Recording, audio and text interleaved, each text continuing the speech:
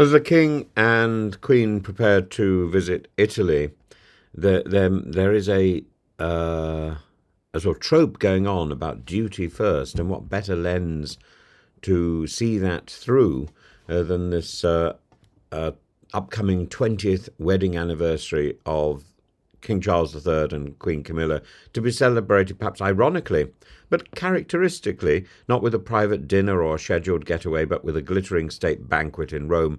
This decision, seemingly minor, reflects the deep fabric of a monarchy whose public obligations persist even through personal milestones, even through challenges like cancer.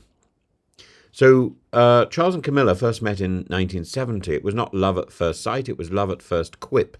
My great-grandmother was the mistress of your great-grandfather. Camilla is said to have remarked, I think we have something in common.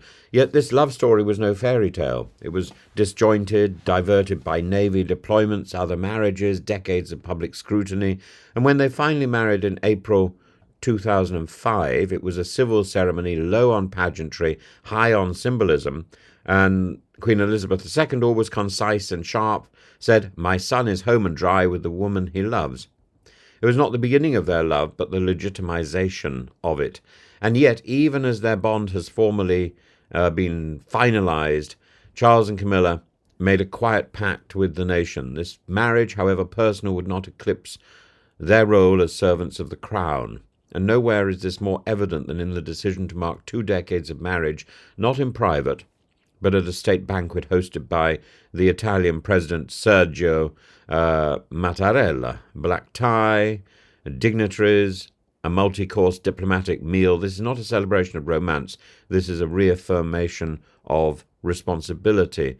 And let's not forget, King Charles is currently undergoing cancer treatment. He has every excuse to slow down. And Queen Camilla herself has made public her desire for him to rest. Yet here they are, on tour, representing Britain abroad, because the calendar of duty doesn't pause for personal anniversaries or ailments. This visit is no mere photo op. The king will address the Italian Parliament, the first British monarch to do so. He will honour the dead at the tomb of the unknown soldier, meet Italian farmers recovering from devastating floods, and symbolise Anglo-Italian defence unity with a flypast of the red arrows and the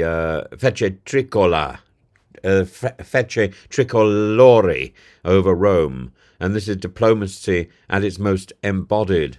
The monarch's envoy, even on his wedding anniversary. And might ask why? Why should personal sacrifice still define the monarchy in the 21st century? And the answer lies in the foundational compact between the sovereign and the people. The constitutional monarch is not a ruler, but a symbol.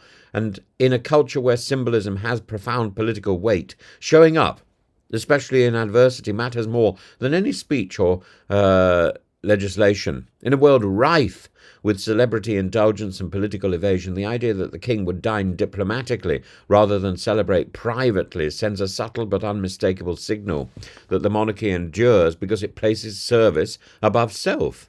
And it always has. Elizabeth II, her reign was built on a wartime pledge made when she was just 21. My whole life, whether it be long or short, shall be devoted to your service. Charles, for all his modernizing instincts, remains faithful to that inheritance. So, on April the 9th, when Charles and Camilla raised their glasses not in Windsor but in the Quirinal Palace in Rome, we should read that moment not as a neglect of romance but as a royal redefinition. For in the monarchy, love is often expressed through grand gestures, but quite constancy. And though privacy is important, it's expressed through public duty, and not through the absence of struggle, but the perseverance through struggle. And their anniversary dinner will be served with Italian wines, refined protocol, exquisite silverware, but beneath it all will be the seasoned sense of duty above all.